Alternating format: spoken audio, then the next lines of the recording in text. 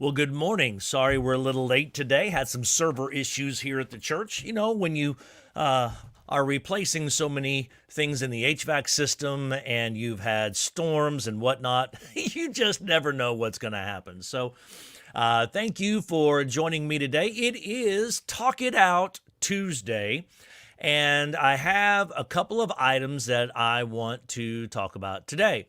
The first item on the agenda, this was submitted to me, is concerning how can Satan have an audience with God? Now, this is a very legitimate question because if you consider the holiness of God, and we understand, there is there's no sin in heaven. There is no evil in heaven. There is, all of these things that we understand. How in the world could the devil, the epitome of evil, the personification of evil, the father of lies, how does he ever get an audience with God? I mean, would that not be counterintuitive? Would that not be counterproductive that God would spend any time with him? And furthermore, if Moses could not see the face of God, why can the devil? I mean, these are just some issues, and so I want to address that for a second here this morning. First of all, I want to address how does it happen? How can the devil but not Moses? I mean, if you remember, Moses said, "Hey, I'd like to see your face," and God said, "No man can see my face and live. You'll die." So he puts him in the rock. God walks by, and he covers it with his hand. He walks by, quote unquote, walks by, and Moses is allowed to see him from a distance, from behind, but he doesn't see the face of God. And yet you read the first couple of chapters of Job, and here's the devil having a conversation in the presence, maybe even in the throne room of God. How in the world can this be? Well, there's a couple of things. First of all, you could look at the difference between Lucifer and Moses. One is an angelic being and one is a human. And in humanity, we are frail creatures compared to angelic creatures. The human condition is such, both physically and spiritually, separated because of our sin. And yet God would say, this Moses, he's the most faithful man that walks the planet. I mean, he is mine. He would tell Aaron and Korah and Miriam, he'd say, "Look, this guy's mine. Don't question him. I chose him. He's the one I want." And yet Moses does not get to have a face-to-face counsel. The smoke may come down on the mountain and he visits with God. He doesn't see God. But you go over to Job and there he is. Well, you see first, I think, the difference in the angelic being and the angelic condition versus, he may be a fallen angel, still a created angel. He's still an angel. So you have the angelic condition versus the human condition and the frailty of such. But then you say, well, okay, maybe it's the sinful nature of Moses. Well, can we not say it's the sinful nature? How does the devil get an audience in this situation? Well, first of all, the devil's had face-to-faces with God for millennia prior to the fall. So, I mean, this was not uncommon. Second of all, the question may come up, why would this be allowed? I mean, how does the devil get an audience? Well, first of all, when you read it, God has summoned him. So even in that conversation, God's in control. In that conversation, God is sovereign. God has requested and commanded that this audience take place. It was not from the devil to God, it was God to the devil. And God initiated it, God commanded it, God controlled it, God was sovereign in it. And as a result of even those conversations, God received glory from it, which was not what the devil wanted. And so you see here that the devil was able to say that the devil has access to God is not exactly the way that works. God made him come in and give a report of what's going on. So God called him in and said, okay, we're going to have a chat right now. So it really wasn't, from my perspective and my study, it wasn't that the devil just rang up God and said, hey, let's have a chat. It was the other way around. If the devil was able to control that in any way, we would lose the sovereignty of God. But God initiated it, God commanded it, God controlled it, God was sovereign in it, and God received glory from it. So this is why I think that he is able to have that. And furthermore, once you get into Revelation and you see the final judgment coming and happening, and he is cast into the lake of fire for eternity, there's going to be no more of that after that. But in this period of time, between past then and future then, God can command anybody to come into his presence that he wants, that he chooses, because he's in authority, he's in control, he is sovereign. So that's how I believe the devil was allowed and Moses was not. So those are a few reasons why that might take place. Speaking of Revelation, a question was asked of me the other day what I thought about what's the timeline of these things? What's going to happen when? Is it, when does the rapture happen? When do Christians go up? Can Christians be saved? What about the 144,000 and all these other things? And it got me to thinking that Revelation is a tricky book because people take it different ways. People can read Revelation as if it's a narrative, and it's not. People want to read Revelation like it's history, and it's not. The Bible has historical books in it. The Bible has narrative books in it. The Bible has poetry in it. The Bible has the gospel pseudo-biography in it. Revelation, it's none of those things. Revelation, the genre of Revelation is apocalyptic. This is different than the narrative. It's different than the historical. It's different than it's even different than the prophetic books of the minor prophets and major prophets. It's different than that. It is apocalyptic, and it is talking about something way different. I think one of the ways that we have to understand Revelation, in my opinion, and hey, I'll share with you in a minute, 5 different ways theologians have read Revelation. 5 different ways over the course of these hundreds of years, these centuries past, how theologians have read it differently. Okay, it's very interesting. We have a prominent way that many TV speakers will view it, and we have a prominent way that Tim LaHaye and Jerry Jenkins have produced it. And that's not how I read it. It's not how other people read it. But that's fair. That's fine. We all have differences of the way that we read that. The thing that we have to make sure that we do is, as Christians, understand the elasticity of Christianity. We need to be able to stretch a little bit here and there and understand that when it comes to Revelation specifically, there's really no one correct. I mean, there's got to be a correct way. The problem is we don't know what that is. Will there literally be a 7-headed dragon that rises up from the ocean? Will there literally be this? Will there literally be that? Does it mean exactly 144,000 Jews will be saved? Does it mean exactly 7 years of tribulation? Does it mean 1,260 days? Are these numbers literal numbers or not? And so people then begin, well, if that's not literal, then how can you say that the 40 years in the desert were literal? Because it's 2 different styles of literature.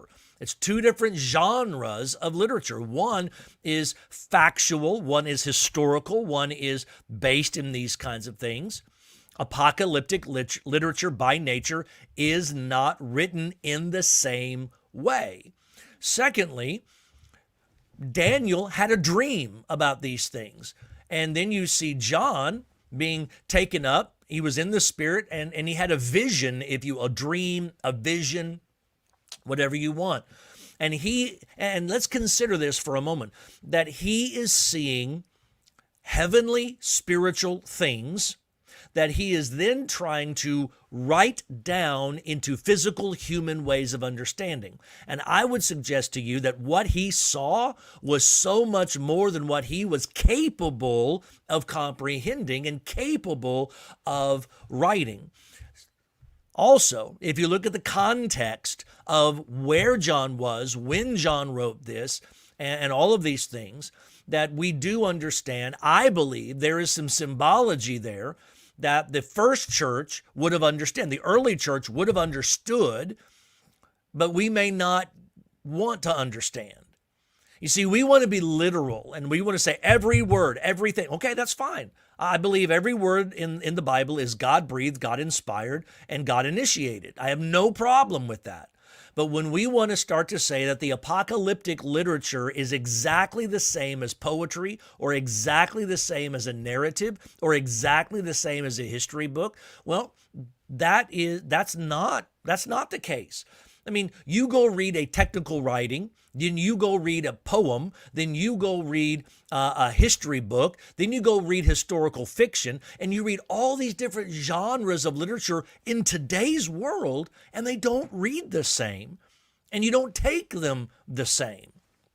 I'll never forget in senior English, creative writing, and senior English in high school, and we were reading poetry. I wasn't a fan of it then. I'm a little more now, but I wasn't then. Didn't like it. Sorry for all my senior English teachers that teach creative writing. Wasn't a fan of the poetry literature. And the question came up on the test. Based upon your reading of this poem, what is your opinion of what is being said? So I wrote my opinion. She failed me. I said, whoa, wait a minute. You asked me my opinion. Well, you needed to say the class notes. I said, you needed to rewrite your question. You said, what's my opinion? See, poetry is a subjective moment. In poetry, you have what the author intended. Then you have what all the different scholarly interpretations mean from that, and those typically are based in their current circumstance and their current situation. And so the writer of the poem could have meant something different, and then the interpreters are hearing because they're basing it out of their context, not the context in which it was currently being written. Furthermore, back to this issue of my senior English problem, she asked me my opinion. She didn't ask me what her opinion was. She didn't ask me what the notes said. She didn't say what was taught in class. She said, what's your opinion? And I told her, I said, that's a subjective question. Therefore, you cannot grade me on my subjective opinion. Grade me on the grammar of what I wrote, but don't grade me against me on my opinion. Now, if you want what your opinion is, the question needs to be an objective question. Don't ask me a subjective question. Well, she gave me an A on that, mostly for my debating skills, but that's beside the point. Revelation can be viewed in a variety of ways. One of the ways, and I'll keep this, I'm not trying to condescend. Let me keep it simple because I need it simple sometimes, and I need to break it down and talk about it. And we can dive deeper into this on another occasion. But one way, it's called the futurist approach. The futurist means everything in Revelation happens sometime in the future. So what they're saying is John wrote this at the end of the first century, somewhere in the late 90s of the first century. John wrote this from the Isle of Patmos, but what they're saying is nothing in that book has anything to do with what's going on at the time. Everything in the book is about later in the future. Now, I have a little problem with the futurist approach because I've always believed, and I've always read the scripture, that it means something to the original reader. It has to mean something to the original. Why would John write this and pass it out to all the churches if there wasn't value? Oh, hey, let me write you this letter. And it has nothing to do with you. But I want to write, if I went up to my son and I said, hey, I'm going to write this letter. And this letter is going to have to do with your grandchildren, not my grandchildren, your grandchildren. He's going to look at that and go, what's the point of this? This has nothing to do with me. And I think that when we look at it that way, we begin to understand, can Revelation only be everything in the future? I don't think so. Because everything else from the Bible, even though it's different genre, it didn't matter. Gospel, history, prophecy, poetry, all of them still meant something to the original reader. That's our job, is to find out, what did it mean to the original reader? What truth did they need at the time? And now I'll take that truth and apply it to today. But if I simply read a passage of Scripture and only view it from the lens of my life today, then it's going to become very complicated and convoluted, because what it means to me is different than what it means to you, and it's different than what somebody means to you. And then we have lost the power of the truth of Scripture and the gospel. So the futurist approach of Revelation says everything happens in the future. Now, there is a strength in there for us, but what's the point? What was the meaning for the churches at the time? What level of encouragement was there for the churches at the moment if none of this meant anything to them other than sometime in the future it's going to be okay? Well, the other one is called the Preterist Approach. Now, preter is Latin for past. So everything has already happened. So in essence, what this approach says, all these things have already happened. Well, that makes it very complicated, doesn't it?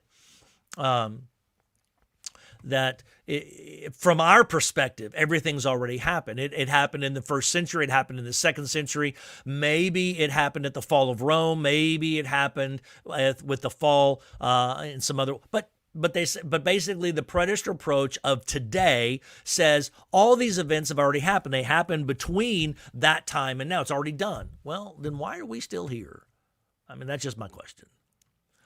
Another approach is the history approach, that basically says that this is a symbol of what's happening from the ascension to the return, that this is something that happens throughout history. There's going to be this common thread of life against Christianity. There's going to be a common thread of persecution. There's going to be the common thread of the strength of evil versus the strength of good. There's going to be this common thread of good and evil, a common thread of the struggle of the church throughout the ages until such a time as Jesus returns. And so the history approach says that there's no one thing. I mean, it's not Russia invading Israel. It's not Romania rising the Antichrist. It's not the European Union that gathered up the one world concept. It's not any of these things. Mark of the beast is not your social security number. It's not the chip they want to put in your finger. But it's symbolic in the sense that there will be a struggle that the church will continually go through history. And there will be rising and falling of these things across history until such a time as God sends Jesus back, and it's all culminated and it's summarized all at the end, where we all stand, every tribe, nation, tongue, and people before Jesus. It's saying read it for the encouragement that you receive from it, but try not to start naming things. People across, the 1900s, It was a big deal. Who's the Antichrist? And so they would make up all kinds of things. If Adolf Hitler and his middle name, each of those names had 6 letters. So 666. So he had to be the Antichrist, right? Well, why? Why does that have to be? Well, then they started trying to add up numerology and saying, the 6th letter of the alphabet is F. And they were coming up with all kinds of things. Here's the thing. We have to be careful that we don't put God in a box. And then from our humanity, tell God how this has to be. Because in reality, he needs to tell us how it has to be. So you've got everything in the future. Everything's already happened. Things are happening across time from the ascension to the second advent. You have the idealist approach, which basically it still doesn't want to identify anything and wants to create this ideal situation. It's similar to the history approach, but there are some differences. It idealizes things a little more, and that the 7 letters were really not to those 7 churches, but it's just symbolic completely. And see, the history approach would say that, yes, there are some things, but try not to name all the things. The idealist approach takes it even a further step back, and wants to just keep it purely symbolic. Then you have the eclectic approach, which basically takes the strengths of the first 4 and tries to mesh them all together and put them all together. I think that's a complicated approach. I think that it's difficult. Is everything going to happen in the future? Has everything already happened from our perspective? Are things happening across the year that you could point to the rise and fall of things? Is everything symbolic in it, or is it just this amalgamation of all these different theories into a 5th theory? Well, my brain is full already when it comes to that, so I'll stop there. But just wanted to share some of the complicated backgrounds. It's not the historical book of Joshua. That's a lot easier to walk through. It's not the instructional letters of Paul that say, here's some moral and ethical issues you got to deal with. Here's some administrative things. This is how your church ought to operate. This is how people ought to behave. Do this, do that, do this. It's different than that. And so it raises all kinds of different complications around every turn. Well, thank you for joining me on Talk It Out Tuesday. Tomorrow's Whiteboard Wednesday. I don't know what I'm going to talk about yet. I'll figure that out today. And we will see you again tomorrow. You guys have a great Tuesday. Try to stay dry and stay safe.